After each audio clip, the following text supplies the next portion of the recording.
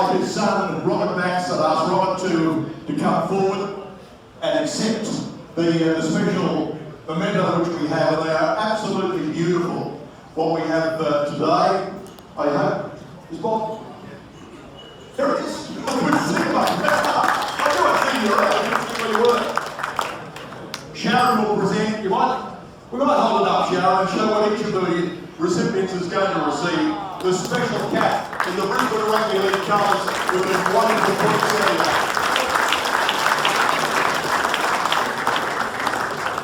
Bobby Bax, of course, he was a boy from Mount Isa.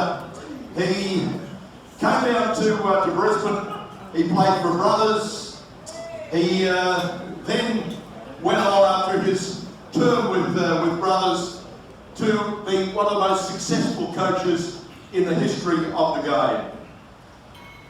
By 1970, he had coached sides to 14 Brisbane Rugby League Grand Finals and won 9, including, of course, with his great brother's side in the late 50s, and then that incredible run through the early 60s with Norths. He also coached Queensland. He was the coaching director for Queensland, and just an extraordinary individual. I'll talk to Wayne Bennett about Bob Bax a little later on, because Wayne just idolised Bob and used Bob every opportunity he could when the Broncos first came to fruition. He was probably the professor of sports psychology before people knew there was such a thing as sports psychology.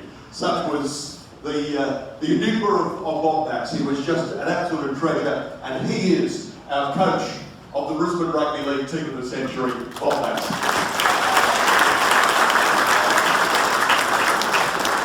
If I can ask Robert to come back up on the stage, because we're going to ask Rob to then present to each of the players as we go through. We'll do the first batch of players now, and then we'll be having main course. But I'll ask Robert, on behalf of the coach, Bobby Bax, to make the presentation to each of the players. Thanks very much, Rob. Now, Sharon will hand them to you. We come to the fullback. There were some marvellous fullbacks, as we know, in the Brisbane Rugby League competition. And we are, incidentally, going to go through in numerical order, but we'll use the current numbering system, remembering that for most of the years under the BRL, it was the reverse order for the forwards, but we'll go through the way it is these days. But we start at fullback, and the fullback of the BRL team of the century, and one of the greatest diehards of all, North Boat.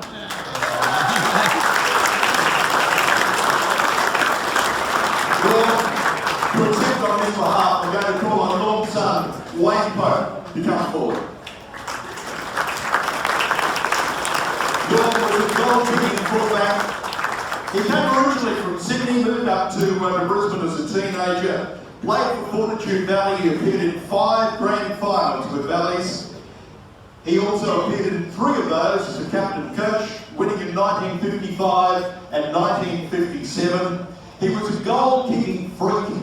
One day, back in 1952, in the Brisbane competition, Valleys beat poor old hapless winner Manly by 89 to 13, and Norm scored a try, a 3-point try in those days, and kicked 19 out of 21 for 41 points in the game, and did 42 today. Well, just come over for a quick moment, just some reminiscences of your great dad.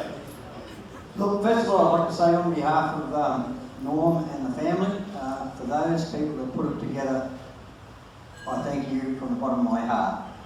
And first of all, Rugby League, it'll never die. In 100 years, there'll be someone in my place speaking, and all the best to everybody. Thank you. It was a great for Australia, the fullback for our team of the century, Norm Pope.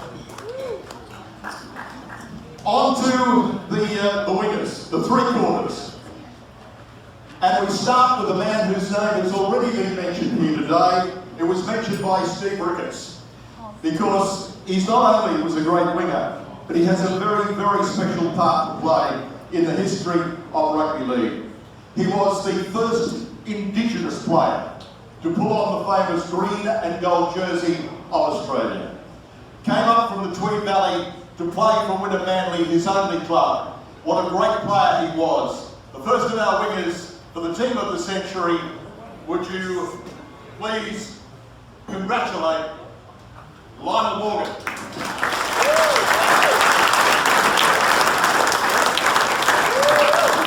Lionel being represented today by his grandson, Sam Morgan.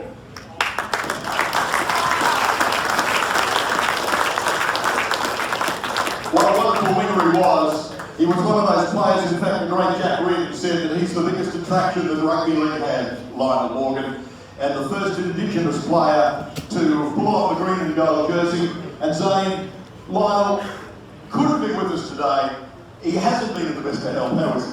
Nah, he's doing alright. It was his 84th birthday the other day, on Friday and Thursday. We got a call to say he's got COVID.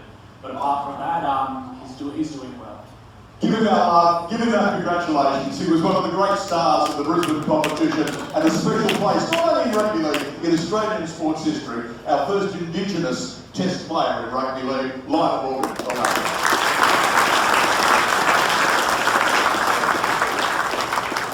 To the centres, and our two centres were both members of the Queensland Rugby League team of the century, and we start with the first player from Queensland to take away as captain a Kangaroo touring side in 1929, and the second player to do it was Wally Lewis in 1986. He was a wonderful player. Would you please congratulate Tom Goldman?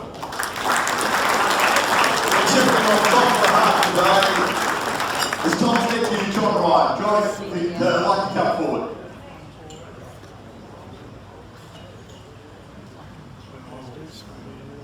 Tommy Gorman was born in Charters Towers. He in fact grew up in Mackay and in Toowoomba, but he came down to Brothers in 1926. He was the first paid player that Brothers had, and he led them to a premiership in that same year.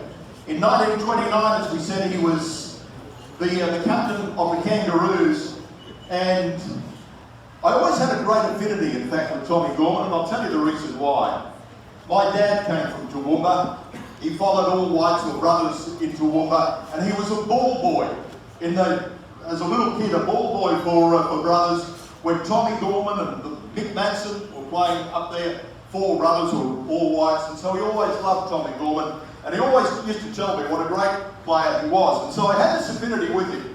And just before I have a talk to John, because I used to enjoy hearing the stories of the great Tom Gorman, I used to collect things about him, and there was one that I knew I had, and I went and looked at the file yesterday, and it was from the Midweek Sports, which was in the Brisbane Courier, not the Courier Mail, the Brisbane Courier in 1926, and a clipping about Tom Gorman, and here's what it said, quote unquote, from the Midweek Sports. It said, "If you can imagine such a thing as a mixture of that quick-thinking animal, the fox, the speed of an Arab horse, and the slipperiness of an eel, you have Tom Gorman." He was a great player, Kangaroo captain, and John, what a player and what a man he was. Thanks very much, John. On behalf of, there's only three of us left to direct the sentence from Tom, and we thank the BRL very much. Just a couple of things about him. Everybody who wrote about him always said what a gentleman he was, and I can attest to that. I worked for him in his Standout hotel behind the bar in all my university vacations. The other barman was Noel Kelly. Noel Kelly taught me how to pour 4 glasses in one hand and not spill a drop. But there's a couple of things, other things about Tom. John mentioned that he was born in Charters Towers, Force. He was born in Mackay. The other way around. Yeah. The second thing that's wrong about is they say that his name was Tom Gorman. He was baptised John Thomas Gorman. Some gentlemen amongst you will understand what I'm getting at now. It's no wonder he preferred to be called Tommy Gorman. When I was born, my mother named me after Tom, and my father intervened, so I wasn't John Thomas Ryan, I became John George Ryan. And I thank my father for that. It's a lot of things that I owe from my father. You're quite right, he was the first professional player to come to Brisbane.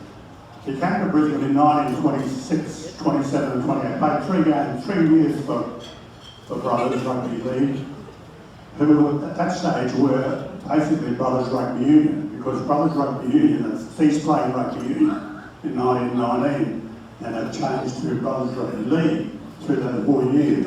But they paid him £100 per year for 3 years. Now £100 in 1976 would have bought 4 houses in Brisbane. So he probably was the first millionaire rugby league player. But he would have been quite proud of being named in this team today, and particularly proud of being named in the centres outside Wally Lewis and Noel Willinger. He would have a lot of ball, I think. Thanks very much. Thank you very much. Yes, our first Queensland Kangaroo captain, the great Tom Gorman. His centre partner, ladies and gentlemen, and as we said also, the centre partner in the Queensland team of the century is Melbourne Inga. And I'm going to ask John Grant, former South International centre, like Mel, to come up and accept the award on his behalf. What a player he was, Melbourne Inga. As we all know, in modern days, he's done everything in the game. And he is, and I'm sure this record will never be broken, the first and only player to make 4 Kangaroo tours. He went away in 1982, 86, 90 and 94. Only player that's ever done it, 4 Kangaroo tours. The mighty Melbourne Inga. Johnny Grant accepting on his behalf. Johnny, thanks for being with us today. I always think, when I first saw a young Melbourne Inga come down, he was in the police academy with Wayne Bennett, and he was such a quiet young bloke. And we knew he had great ability, but I used to look at him as a broadcaster and think, someday the penny's going to drop. This kid's going to realise just how big, how powerful and how good he is. And when he does, can he help the opposition? Well, it did happen. Well, it's exactly demonstrated his whole career. You know, I remember seeing this in the Centenary Rugby League, going out to North's clubhouse and seeing some footage from the old BRL games. And I've not seen Mel play, because when I finished in 78, he started in 79, and I sort of followed the competition. He was unbelievable. And you're dead right, he learned very, very quickly how big and how fast he was, and how much damage he could do. And that stayed with him right through his career. You know, and he's still quietly spoken, by the way. You know, so, and I know he would be absolutely delighted. He'd want to thank all of the people who've been involved in this. You've been in this, which has been fantastic. He'd want to thank all those people. But I think we all would recognise Mal as just one of the greatest men in the game. He's been one of the greatest players in the game. He's an immortal of the game, and he stayed with the game. Now as Australian coach, you know, the incredible run at State of Origin, and it was my pleasure to be able to get him to come and coach the Kangaroos. And he's had a fantastic journey, and he would be very thankful for being acknowledged today. Well, it's where he started in top grade rugby league. What a player he was, what a man of rugby league he is. Do congratulate him for us, the great Melbourne Inga. Thanks, John. John Grant.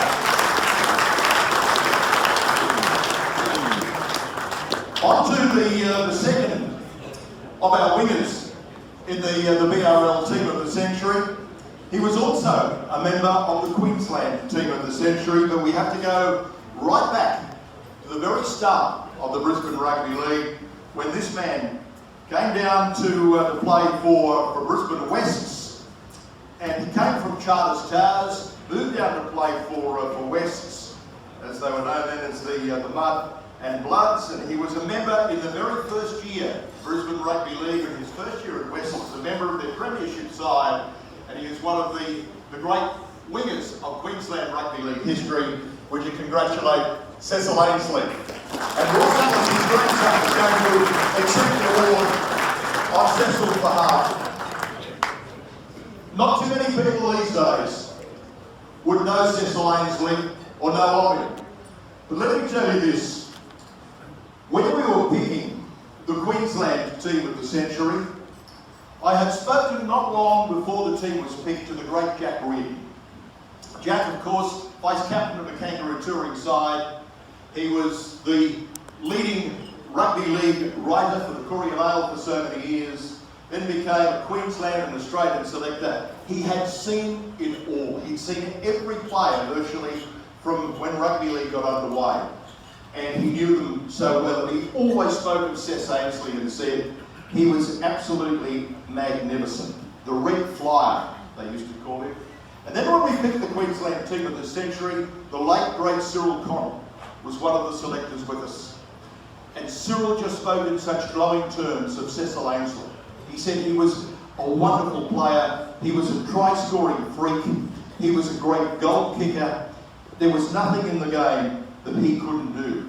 So when you have someone or people of the calibre of Jack Reed and Cyril Connell singing your praises and saying he's got to be in the side, he simply had to be there. So good a player was he that when he went away with the Queensland side over to New Zealand, the champion racehorse at the time in Australasia was the great sprinter, and in fact went on and won a couple of derbies as well, the versatile Gallagher. He won everything. He won 19 races in a row.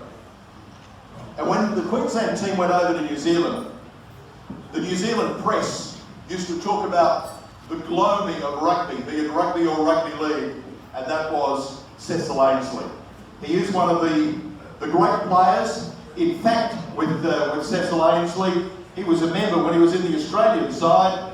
At one stage, Queensland had the All-Australian backline back in 1924. Not only Cecil Ainsley, but the likes of Tommy Gorman.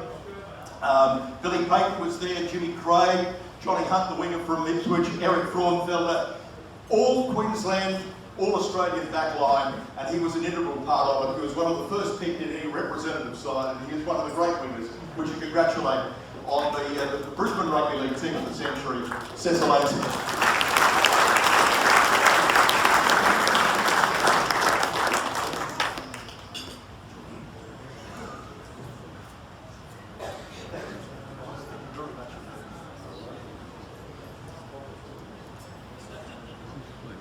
Cecil Ainsley.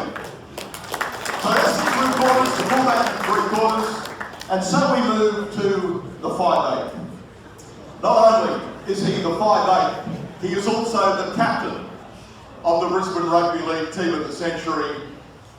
You only have to say 2 words, and everyone knows who you're talking about. The King. Would you welcome Wally Lewis, captain of the team of the century for the BRL. The one and only Wally Lewis. When it comes to rugby league, there is nothing, of course, that he hasn't done.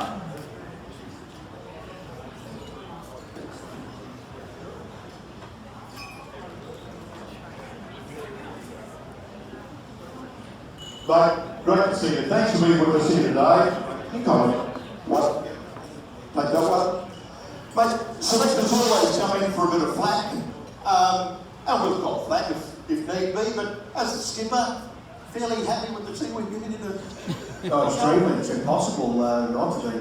Had the pleasure of playing with a number of these guys and against and watching and trying to model myself as a footy player off a lot of the others. As a young boy, I was thrilled to start in rugby league. I come from a sporting family. My dad played for Wests and Souths, my mum. She had brothers that were playing for Souths all the way through, and Dad took up coaching, so every weekend it was off to the footy to learn a lot more about the greatest game of all. Well, when you were a young bloke and following the BRL competition, who were your heroes? Who were the blokes that you looked out to week after week in club football and thought, that's who I want to be one day? In the early days at Witter Manly, I must admit it was when my dad was coaching down there. It was interesting to see some of the other players that came along. I got to watch Neville Hornery. I learned a lot about from Neville Hornery. He was just one of those players that took on some enormous roles. But as a young boy, I was a lock forward. I'd never played 5/8 in my life, really, until a little bit later on, about my 3rd year of first grade. But I must admit, I was watching Marty Scanlon all the time. He was a real thrill to watch. It was something that I think I learned a fair bit about rugby league in itself through watching Marty. He was wonderful, and in the interstate games I was watching Bob Fulton. Despite wearing a blue jersey, it was impossible not to learn a lot every time you watched him about his approach to the game. He had some brilliant skills, so it was just a thrill. Well, I've always had one gripe, and I'll be interested in your thoughts on this. One gripe when they do statistics about the games these days and how many games such and such a player has played. And if you look at in the NRL or the Sydney competition as it was, the New South Wales competition, they always say, oh, he played so many games. But if the player came from Brisbane, or from Queensland for that matter, the games that they played, for example, for you, in the BRL, are never included in those stats. And when you know the strength of the Brisbane Rugby League competition, it's an injustice. Yeah, it really is. They believe that the details only come from Sydney, the Sydney Rugby League competition, which is very unfair. We played rugby league up here because it was the game that we loved, and we had the opportunity to be able to go around and play very difficult matches week in, week out. And there were a number of the Sydney-based guys used to say that it was terribly unfair because I remember Rob Reddy said to me once, he said it's much tougher to play in Brisbane. In Sydney, you get taught to tackle around the legs, you can't run without legs. In Brisbane, you get taught to tackle around the head, you can't run without a head. And it was a very tough, a rough and tumble competition. But the skills that the players displayed was absolutely fantastic. And I still remember the 70s when I was just coming into that era where I was about to move into the senior grade level, watching some of the games of those days. The brilliance that was on display. I used to watch West play when they were at their best, and they had some of the most skillful attacking players in their back line. It was unbelievable. And of course, East, so the battles that took place there were enormous. But for me, my future was going to be at Valleys, and I often asked Dad, what was it? What was the indication for you that I had to start my career off at Valleys? I was at Canada Hill Junior, so it was possibly one of the junior clubs of the Winter Manly, but he said it was easier for me after school to just simply make my way over to Valleys. It was just a couple of kilometres up the road from his workplace. And I followed that for a couple of years until I found out that was the closest bar to his workplace, and allowed him to just simply drop me off and then stick around for the next 2 or 3 hours, not me down to the boss. So it was a good time, and I was absolutely delighted to spend the time at Valleys.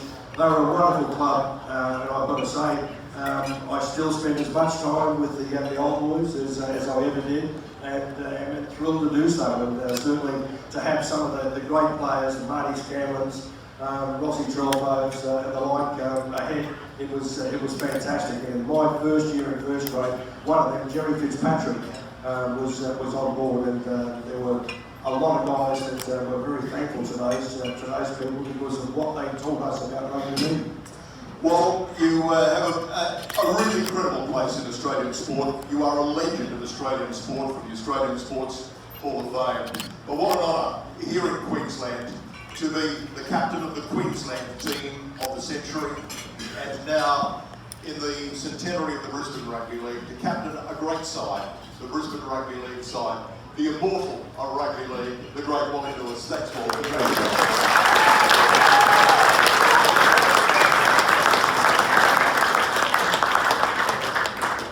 What a player. What an absolute player. A treat for all of us to have been able to watch him for so long. So from the 5'8" to the halfback. And in the halfback role, there was probably some discussion here because Alan Langer certainly would have been in the running. But because Alan Langer was playing for the Ipswich Jets when they only just came into the BRL competition, so he only had about 2 seasons, we decided it would have been unfair to include the great Alan Langer in the side, and there could only be one halfback for the Brisbane Rugby League team of the century, and that is the great Garbo, Barry Muir.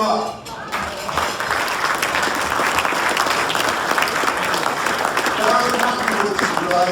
Brian Morgan is going to accept on Barry's behalf. Thanks, Brian. Garbo is not in the best of health. He's bedridden at the moment. But we all know how passionate Barry Muir was about rugby league. He would love to be here today, but he will be absolutely thrilled to receive this award.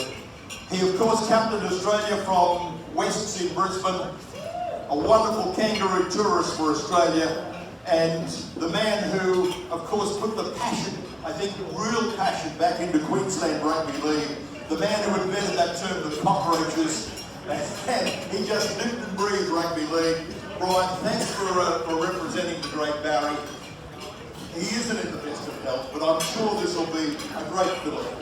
No, the Brisbane Tuesday, Oscar Rivers, Randy Gizmo, and Graham Quincy. Thrilled to see this, totally honoured. We'd like to thank everyone involved with the selection. And he said there's only one choice, and that's Barry New Zealand. Thank you very much. Thanks, Brian. Yeah, what a player. What a character he was. I always remember one of the funny stories that always sticks with me. It was just before a big game in Brisbane. It was at the old Crest Hotel we were doing a function. I had to interview Garbo. And as everyone here that knows him would realise, whenever someone had a go at him, his standard response always was, "How many tests did you play?" And this particular day, halfway through the interview, someone from the back of the hall heckled him. And Garbo's response straight away said, "Ah, idiot, how many tests did you play?" To which the reply was 45, 20 more than you, and it was Graham Langlands who just stuck into the hall. It's the only time I've ever heard Barry Muir stuck for words. But he was a great player, he was a wonderful coach, he was an inspiration for so many Queenslanders, and I think someone like Greg Beavers used to always say, he was the catalyst for turning Queensland around and making Queenslanders really believe in themselves. And we think of him today and wish him all the very best. The great Barry Muir, our halfback for the team of the season. Folks, main course has been served. We'll have main course and we're back to go through the forward pack. Oh, and would you like to be playing against this pack of forwards? We'll introduce them to you very shortly. Yes, we've been through the back line. The great back line is the match by a fantastic forward pack. Bob Bax is with us on behalf of the coach of the side, Bob Bax, to present the beautiful framed Brisbane Rugby League caps. And we start with the number 8, which of course under the modern system is a prop forward. And what a player this fellow was. The number 8 in the Brisbane Rugby League team of the century is the great Duncan Hall. Represented by his son, who of course himself was Australian Rugby Union representative of the Wallaby, asked Duncan Jr. to come forward. Duncan Hall.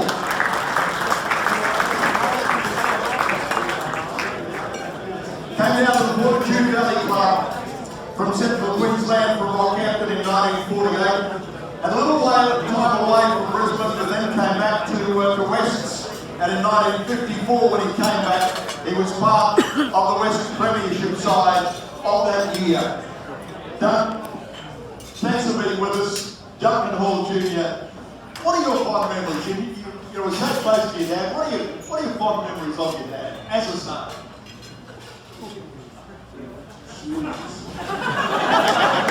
Where did it start? I think my was one of the Americans.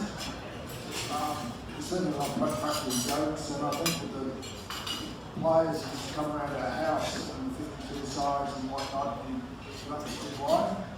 But yeah, look, rugby league in those days, obviously, as well aware, it was a major thing in your life, and I never got to see him play.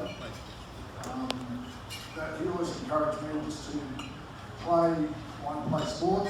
Play what you love playing, and always do your best. So, I'll just stick to that motto.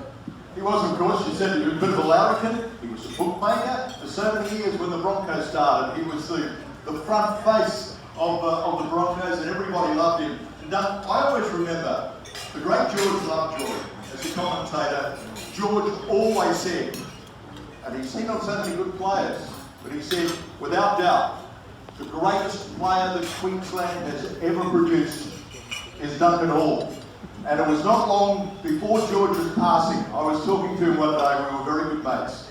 And George, I asked him about that, and he said, yes, he said, but I have had to change in recent years. He said, it was only when this young bloke Lewis came along. He said, but there's not a scrum match between the two of them. So, the great George Lovejoy always thought that Duncan Hall was the best player that Queensland had ever produced. And of course, he was, when State of Origin came into being, as Wally would well know, as a member of that first State of Origin side, the co-managers of the very first State of Origin team were the prop forwards for Queensland and the team of the century, and as you'll find out, the prop forwards for the Brisbane Rugby League team of the century, Duncan Hall, and we'll talk about his other mate a little later. But Duncan, congratulations. Thanks for being with us, representing your running game.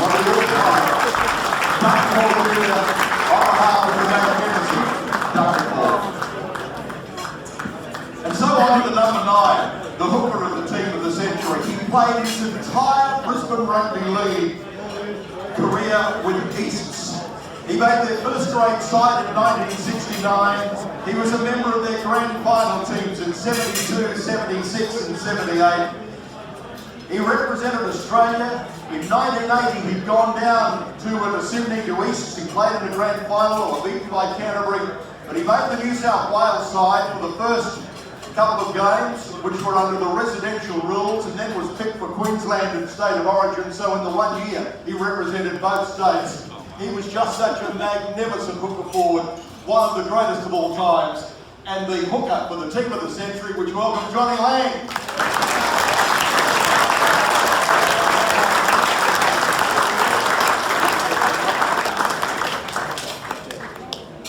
And of course, a wonderful coach of Easts, and then coaching in Sydney and coaching Penrith to premiership. He's done it all with magnificent Johnny Lang. Like, congratulations. Yeah, thanks very much, John. It's a great honour. I think it's obviously just people's opinions, but like Wally, I'm a Brisbane boy. I grew up at Campbell. Played in the juniors of East. Grew up watching East Rugby League. We used to struggle a lot back in the 60s, and I think all those great players that I followed, I heard about, and guys I played with, played against, and I think I sort of feel I'm sort of representing a lot of the other hookers that played Brisbane Rugby League. Like the Valley's boys are here, my great rival and better friend Huey O'Daly. And we had some some great players. Nicky Gallagher from Norse.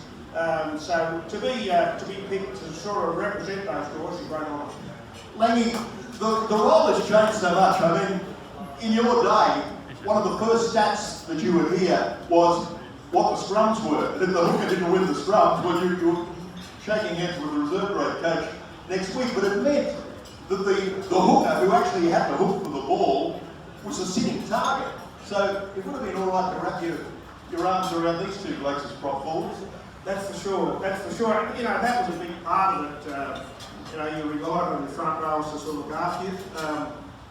My great friend Paul Carn, when we made our debut at East together, he was 18 and I was 19. Paul had to look after me. So it was a lot different game, but I think the essence of the game doesn't change. One thing has changed is hookers are allowed to kick now. What have you got? Ted used to tell me to keep your flaming foot off the ball.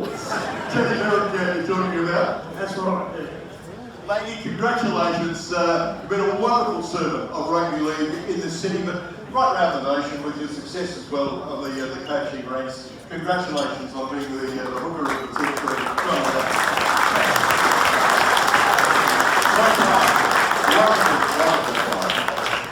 All right, to the second of the front rows. We've already picked one of the front rowers, of course, in Duncan Hall. But his partner in crime in the front row, what a player this fellow was.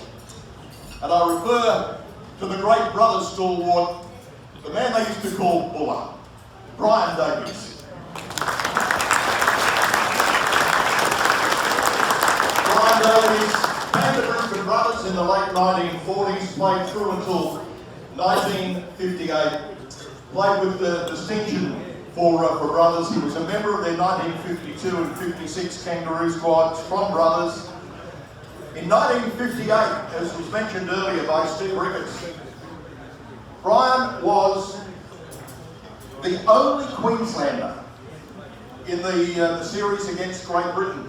Not only was he the only Queenslander, he was the captain coach. Now, if you look at some of the records, there's a bit of a discrepancy here. Some will say that the coach of the side was the Bellarmine stalwart, the great coach in his own right, Norman Robinson, Latcham Robinson as they called him. But I will all tell you, he was the manager. The captain coach of the side and the only Queenslander in the team was the great Brian Davies. And I always remember that 1958 series very fondly because it was the first time I ever saw Test match rugby league, and I saw the second test, the Battle of Brisbane Mark II, at the exhibition ground. The game where the England, Great Britain captain Alan Prescott broke his arm, played the entire game with a broken arm. But I remember sitting with my dad and one of his mates, only limited seating, so you had to get in early, and we did. But the only place we could get a seat was to get a plank of wood and put it across the buck jumping stools under Machinery Hill. And your backside was numb after 10 minutes, and we sat there like it all day. But I always remember, even though Australia got beaten in that test, there was this young halfback from Great Britain, only his second test match. He played the first in Sydney, he came and played the second test. And Keith Holman, Gary Holman was the Australian halfback, and he made him look second rate. He scored one try, did a move from the back of the scrum with the wild bull of the Pampas, Vince Courageous, and just cut through the Australian side, didn't have a hand laid on him, touchdown underneath the post and kept running onto the trotting track and right up to the wall of the fence where we were sitting. And I could have almost both my arms for a little bit longer, touchdown and rubbed his hair. But I always remembered him and I thought, God, this kid is a good player. And of course it was the magnificent Alex Murphy. But Brian Davies was the only member from Queensland, and Diane Scanlon, niece of Brian Davies. Diane, if I could ask you please to come forward, and on behalf of the magnificent Brian Davies, and not only was with Brothers in premiership fight, but he also coached them to a couple of premierships in the mid-1960s as well. Diane, thank you very much for being with us. Accept that on our behalf. He was a great man. I used to often go down and see him when he was in the nursing home at Mitchelton just before he passed away. And even though at the end he didn't know you all that well, there'd always be that big beaming smile from him. He was the one. He was, definitely. Yeah. Diane, congratulations on it. It's for him. Good on you. And we love him. He was just such a great player, a great Queenslander. Thanks, Diane. Diane Scanlon, the Centenary Award on behalf of the magnificent boy, Brian Davies. Now, to the second row.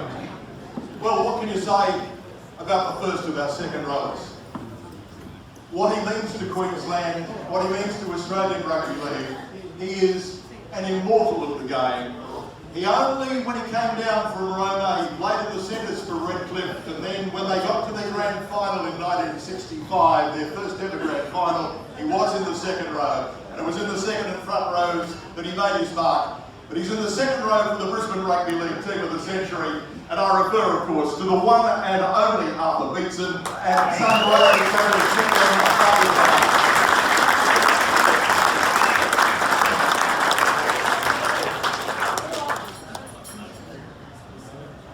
What a player he was. Arthur Beetson received the Order of Australian Medal. He is a Rugby League immortal, of course, and just one of the greatest players that has ever pulled on a boot. Brad, thanks for being with us. Your dad was, he was just a sensation. He was one of the larger than life character. He was a great business. I'm sure he'll be very honoured to accept this award, as I am on his behalf. And Sharon done a great job with the committee.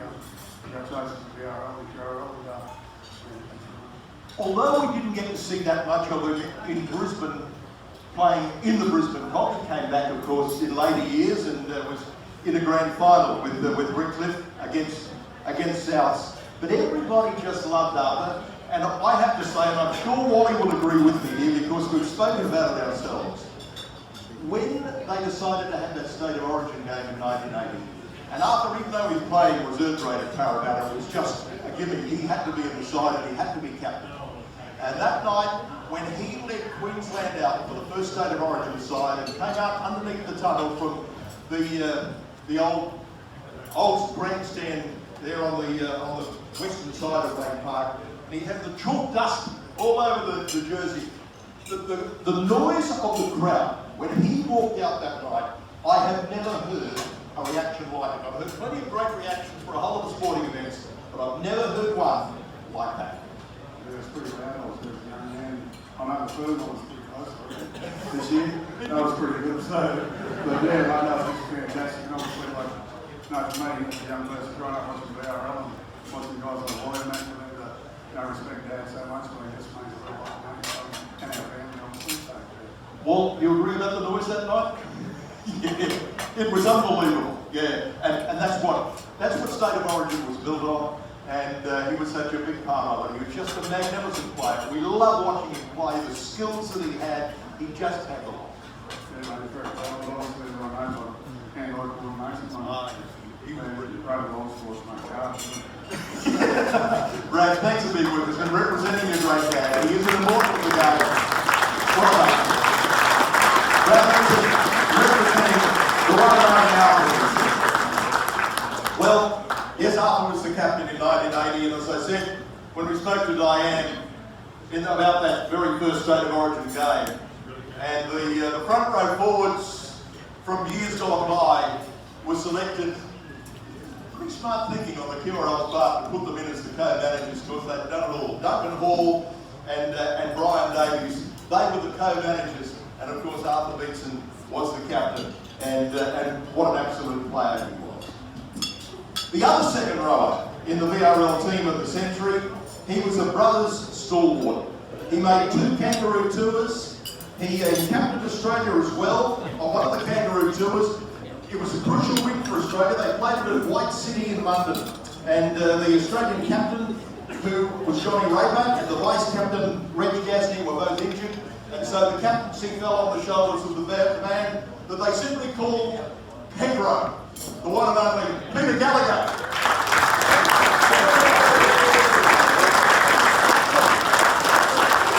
We now ask Peter Gallagher, assistant to come forward, please, and on behalf of Big Pedro, accept this beautiful award.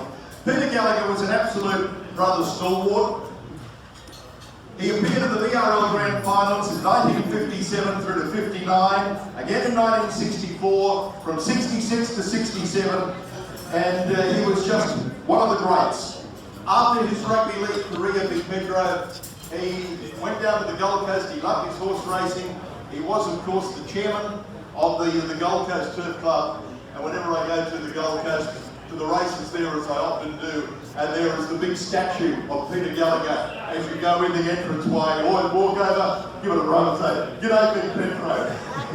What a man he was. Incredible. We're incredibly humbled to accept this today. I cannot pretend to speak for Dad or anything about rugby league because I never played, but I'm pretty sure my gut says that if Dad would say, if I was a good player, it's because I played with great people. Thank you, Leprechaun. Well, I always remember one story. It's probably forgotten about Peter Gallagher, but when it was early in his career with brothers, he was an electrician, and he was working for Queensland Railways, and only a short way away, just over there at the main railway yards. And this particular day, something went wrong, and this incredibly high voltage of electricity just hit him.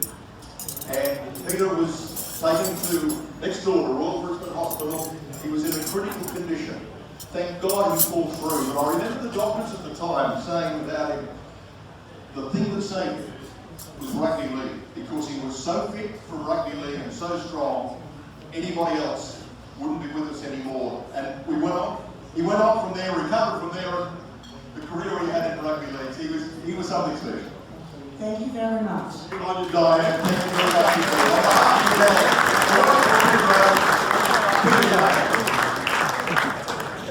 Now, the back of the scrum, the lock forward. In the Queensland team of the century, the lock forward was from Souths. The lock forward of the Brisbane Rugby League team of the century is also from Souths, but not the same person. The reason there was a change, and this is one of the anomalies, was that Bobby Linder was the lock forward of the Queensland team, but we felt that Bobby, for what he did for Queensland and his representative career, a lot of it was after he moved away from Brisbane and was playing for teams in the South.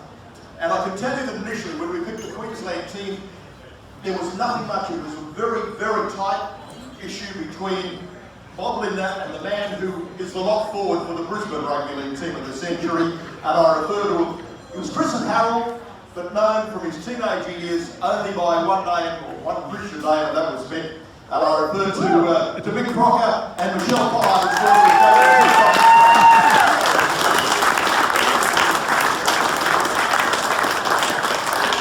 Great player was Mick Crocker. Brought up around South's home district of West End. He suffered a kidney disease when he was very early ages, and they were thought that might have stopped him from playing rugby league, but it didn't. He played in 3 Souths BRL premiership sides in 1949, 51, and was captain of the club when they won in 1953. He was a great Australian player. In fact, he's got a little bit of rugby league history, because there was a very famous test match for Australia, and he played 17 tests, but this one was back in 1950. It was at the Sydney Cricket Ground, and Australia hadn't had the Rugby League Ashes for 30 years. And on a mud bath at the Sydney Cricket Ground, the try that won the match was scored by the winger Ron Roberts.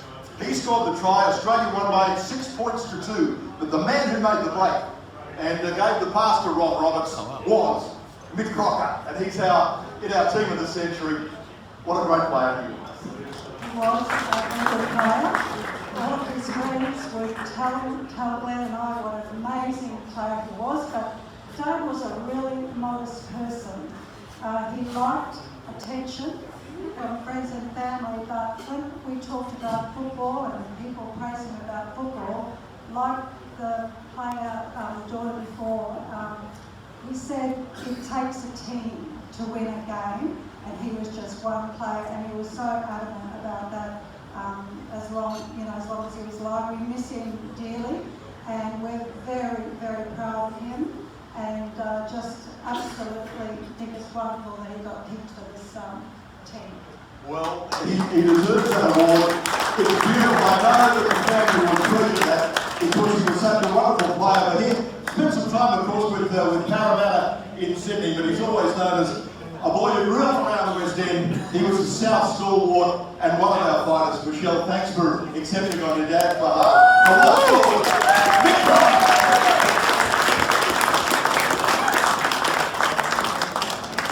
So, to the reserves. And in the reserves, there are 5 that have been picked. We're in the number 14. And we lost him within the last 12 months. In fact, he passed away on Christmas Day last year. What a brilliant, brilliant player he was. And I refer to the mercurial Johnny Gleeson. And Johnny is going to be represented today by his son, Terry Gleeson.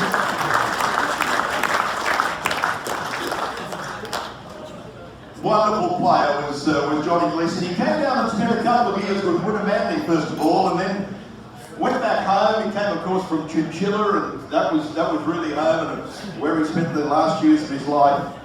But he then came back to the BRL for the 1967 season with brothers, coached by Brian Davies. They won the title in 1967.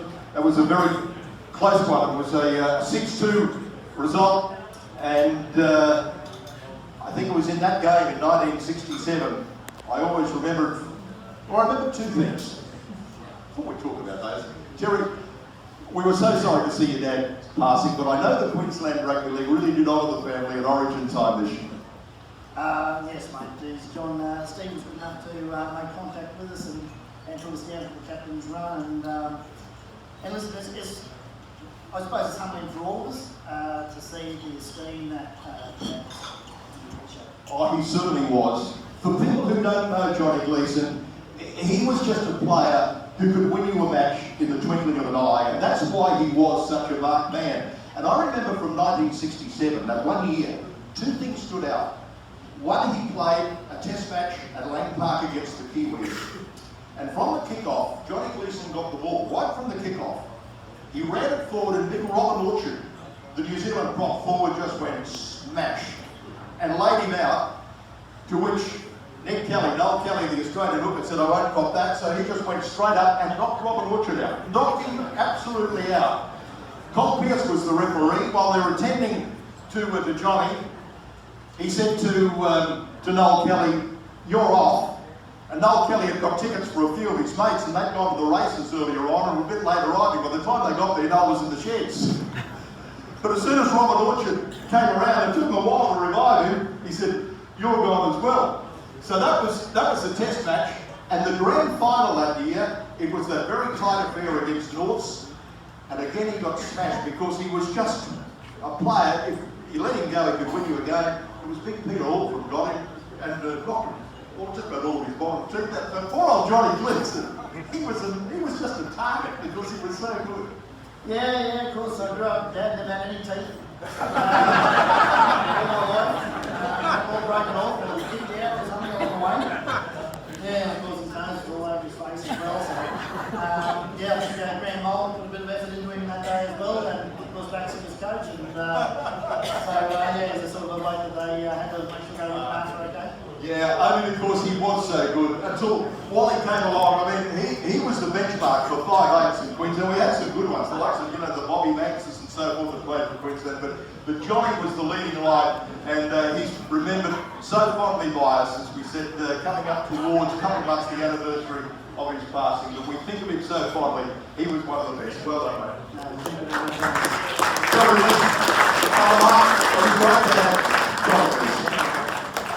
All right, to the next of our reserves. Steve mentioned there's only one player in the side who hasn't represented Australia, and that was an absolute anomaly. They say it was a medical mistake. It was more than a mistake. I think it was on purpose, but that's beside the point. He should have represented Australia.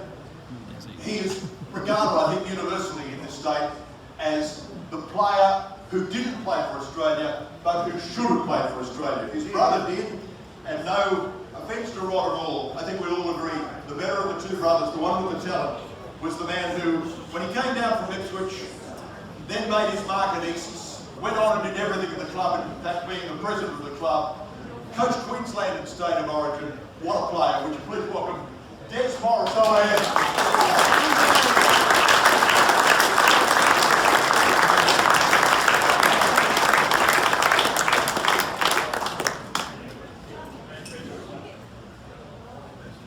Stevie Adams doing the clicking over there.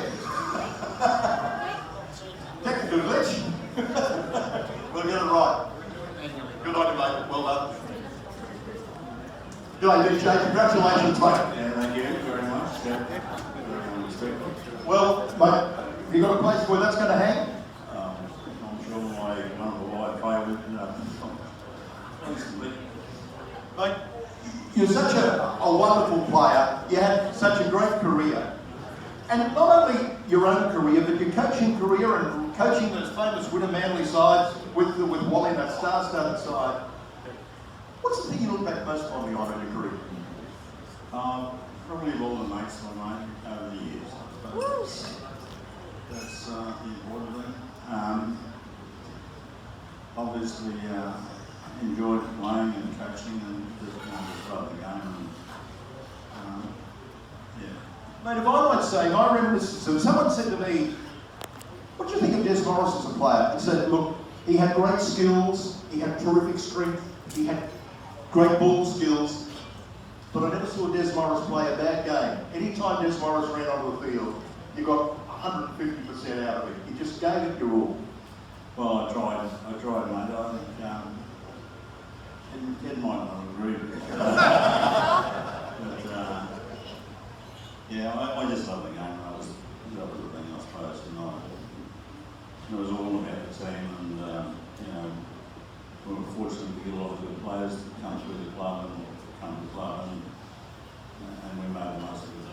You certainly did. You're one of the best that Brisbane Rugby League has ever seen as far as a really genuine club man, both as a player, as a coach, and then of course as an administrator, and you fully deserve this honour, mate. Hang it proudly, you deserve it, Desi Morris.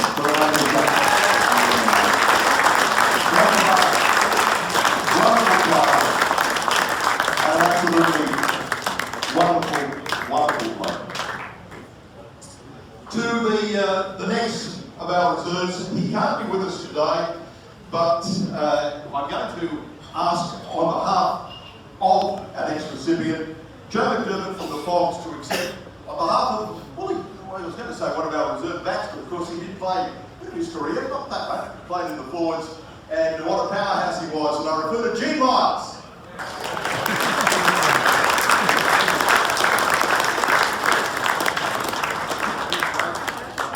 Came down from Townsville, of course, Gino, and played with the East Tigers, and what a combination he formed when it came around to Origin time, when you had in the centres Gene Miles and Mel Meninga, and they were just absolutely a powerhouse. He also made 2 Kangaroo tours, won 3 BRL premierships with Wynnum Manly in 1982, 84 and 86. He was part of that combined Brisbane side that won the Panasonic Cup back in 1984. And he was awarded an Australian Sports Medal, and of course the work that he has done with the Fogs, particularly working with Indigenous groups, has been absolutely outstanding.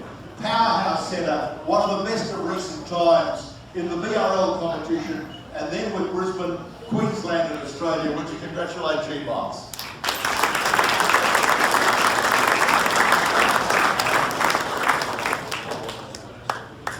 Joe couldn't be here. Wally, if you wouldn't mind, your great mate Gino, if you'd accept on Gene's behalf. Gene Miles, what about the reserves?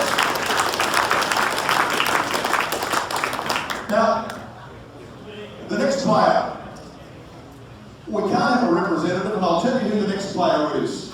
He was a wonderful forward, as was his brother, and I refer to the South's stalwart, a bit like Desi Morris. Not only a great player, but a great administrator of the club. And the oval over there at Davies Park is named in his honour, and I refer to the wonderful Bill Tyke. Now, he was just a massive figure in Brisbane Souths. He made his first grade debut back in 1938. Spent a year with brothers, in fact, his first year before he became a magpie. In 1940, he joined the Australian Army, so he was away on war service for a number of years. At the end of that war service, he was in Sydney, so he actually played for St George in their first ever grand final win back in 1941. But then he came back to Brisbane, represented Queensland 8 times, represented Souths between 1945 and 49. Went on the 1948 Kangaroo Tour. He was vice-captain of that side to Colin Maxwell, and in fact, because of injury, he captained Australia in 3 of the test matches, 1 in England and then 2 in France. And a great player, as was his brother, Bill Tyke, and his brother Tommy. They were both Kangaroo forwards, and we can't have a member of the Tykewood family here simply because of an illness which has struck at the last moment. But if I could just say, I'm sure that I could accept this award on Bill's behalf, and I'll tell you why. When I was growing up, when I was a little kid, I grew up at Kendra, and just near me, one of my very closest mates, who remains so to this day, he was the best man at the wedding, and we're just the closest of mates. We started school together. When we were that high, we went right through primary school and then senior school at Terrace. And he today is one of our leading orthopaedic surgeons in South East Queensland, Dr. Robert Ivers. But Rob was the nephew of Bill and Tommy. Rob's mum, Molly, was a Tykewood sister. And so we used to live at each other's places. And I was always at the Ivers household up in Cremorne Road at Kedron. But I was always there if I knew that Billy and Tommy, as they frequently were, there to see their sister or family reunions. And there was nothing better than to get the 2 Tykewood brothers. They'd take Bob and I and a few of the other kids. We'd go down in the backyard and play football. Now, how good is this? we've played backyard football against two kangaroos, two of the greatest ever. So I knew them from such an early age. We remained great friends. We'd all go to Tats together for lunch on frequent occasions. And he was a marvellous footballer, a great administrator. I've got to say that both of the Taekwondo boys, Bill, who's in our team of the Centenary, and younger brother Tom, they both died in their mid-80s. But their sister, Molly, well, she's outlived them all. And in just a couple of weeks' time, there's going to be a big picnic in the park, because Molly has lived for many years out of the Holy Spirit home there at Beach Road in Castledine. And there's a big Taekwondo reunion coming up in just a few weeks. Physically, she's starting to fail, but mentally, she is as switched on as ever. And she will be there on this day with all of the Taekwondo clan to celebrate her 104th birthday. They're a magnificent family, an absolutely magnificent family, the Taekwondo, over positives, almost hundreds of my own. And I make sure that this beautiful award, given to Billy Taekwondo, will be presented to the family. Great player and a great one.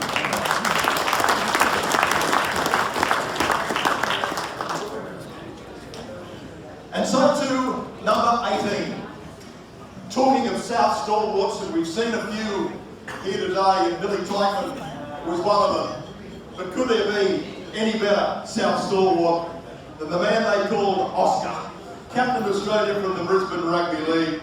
He came from Bow Desert, made his debut for Souths back in 1968 at 19 years of age. He was only a one-club man, but he gave his all for Souths. He gave it for Queensland, he gave it for Australia, which we welcome Greg Davis.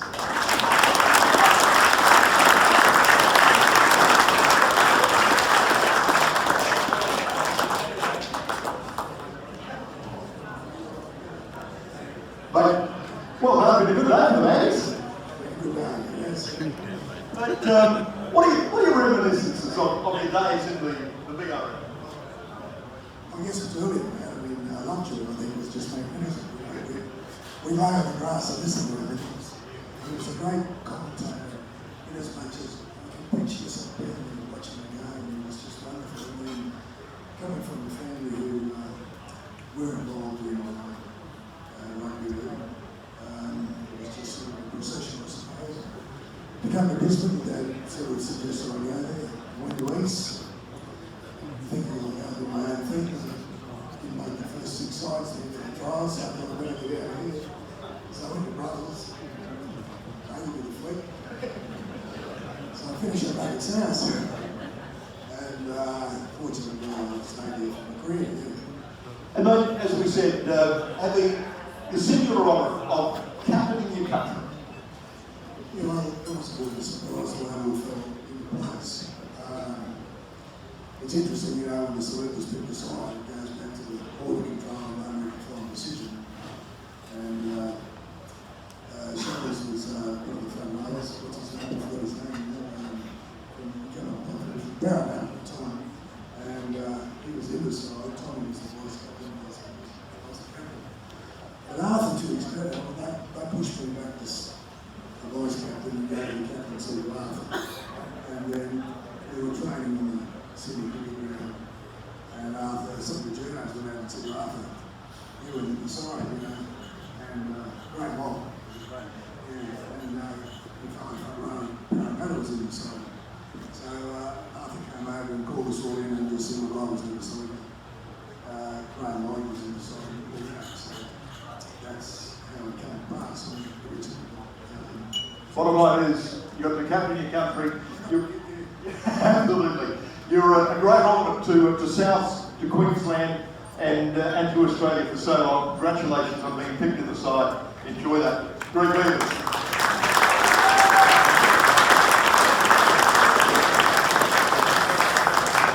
Well, there we have our side, ladies and gentlemen, but there are 2 other awards that we are going to give. One, first up, is for the administrator. And this could only really go to one person in the history of the Brisbane Rugby League, because he was Mr. Brisbane Rugby League. In fact, the whole family were Brisbane Rugby League, but this fellow in particular. He was the secretary from 1922 through to 1956 can you believe? He was Mr. Brisbane Rugby League. He was elected the inaugural president of the BRL in 1922, and he worked tirelessly right through until 92 years of age at his death in that job. The immortal Peter Scott Sr. and Edmund Scott. Who is the president of Peter Scott Sr. Edmund coming forward is going to accept the award on behalf of the magnificent Scott family. You think how many members of the Scott family? As dozens of tones of Stan Scott there on the PA at Lake Park for so many years. Edmund, congratulations. What a man, Peter. Well, it is pretty special actually. He was born in Cork, Ireland. His maintained sporting fame was that he captained the Irish Club of Warsaw. But I think his big contribution was his sons. Peter Jr., like Peter Sr. was a life member of Valleys, the QRL and the BRL. Big Scott was a life member of West, QRL, BRL, and chair of the QRL. Peter Scott Jr. Was the secretary of Valleys, life member of Valleys, QRL, BRL, and a very good footballer. And he, along with Roger Hall, were the main instigators of acquiring Main Park.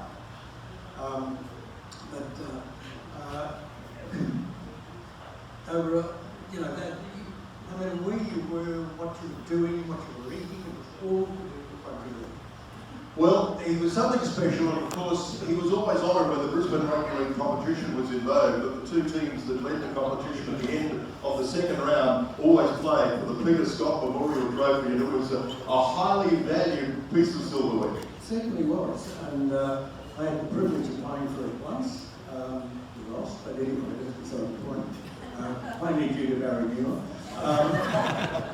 But he was also a knight, papal knight, knighted by a pope, and he was for 70 years he was the official timekeeper. Yes. For the rugby league. He had the Gallagher, when they played the night games at the exhibition ground, and then initially at Labour Park. His son Tim took over from him. Stan was a public address announcer at Lang Park. So it was a totally rugby league family. It was a rugby league dynasty, the Scots, but he is the patriarch, and what a job he did for Brisbane Rugby League. When it comes to Win Australians, there can only be one choice. Peter Scott Sr., well done and congratulations.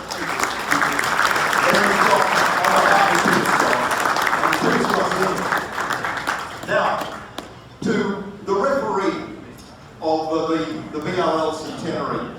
Gee, isn't this a hot field? When you think of the great referees, just to mention a few, the likes of Frank Moynihan and Henry Elbert, Donnie Lancashire, Eddie Ward, David Manson, Bernie Brandberg, Tim Mander, who was with us here this afternoon. It's a very good field. But the referee of the century, he lasted almost 50 years in the game, refereeing 402 first-grade games in the BRL, including 8 grand finals. Then, of course, went on to referee 248 games in the NRL. He made history when he was the youngest ever test referee back in 1978, the second test against Australia and New Zealand at Lang Park, and he's given so much as an administrator as well. Our referee of the BRL Centenary is Eddie Ward.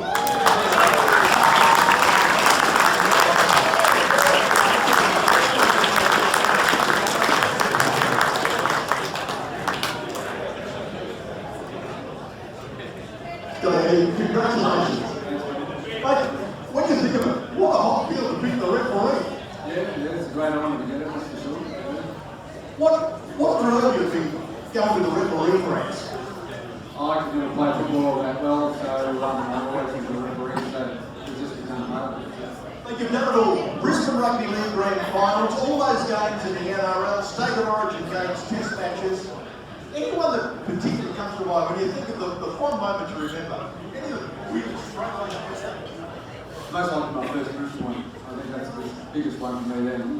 There's been a lot, but just grand final Brisbane. Who's the hardest player in the BRL to control?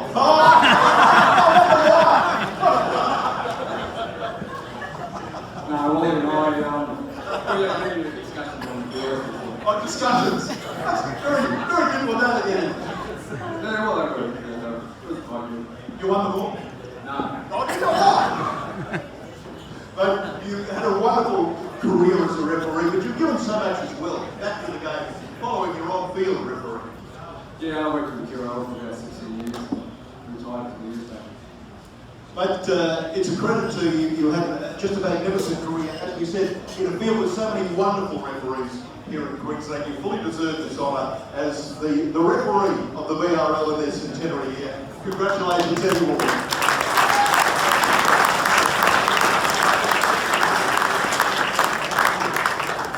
Well, there we have it, folks. But I thought, and thank you to Bob Bax, on behalf of Bob, the coach, making all of those presentations. Well done, Bob. Thank you.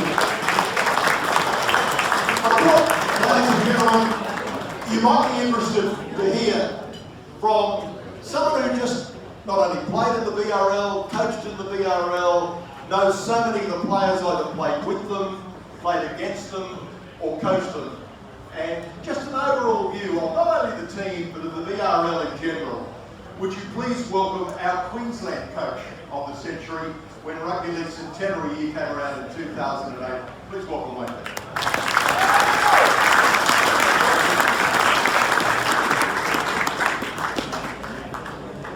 Now, but I know you would have been, you probably would have given the award back and we'd given it to you, not Maxie.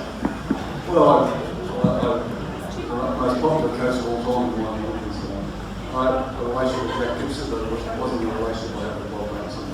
He was a genius man. He was with us today, he was still a genius. I've often wondered about this, and he was, and I know you say he's a genius, but you're one who's very well qualified and such a great coach yourself. What made Bobby Bax, this humble young guy from Mount Isa, went to school at Abergarie there at the rural college in Abergarie, what made him such a great coach? I just think the ability to get the players, to make them feel wanted, part of the team, and love the ways of the game, because he coached a lot of them, one of the Tasses to a whole lot of others.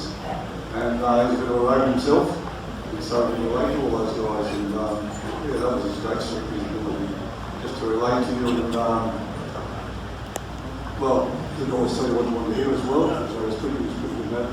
And that's why you used him, didn't you, for a lot of the time with your eyes? He tell you things you probably didn't want to hear yourself. Well, as soon as I got the coaching job at Broncos, I got involved with him because I knew I coached in Sydney for 1 year and I knew how tough it was, and I just needed him around me and becoming the trips with us. And we meet once a week, doing the phone and sacrifice all the week, and just giving his advice and everything, what I should do, what I should do. I didn't always take it, but I took a lot of it.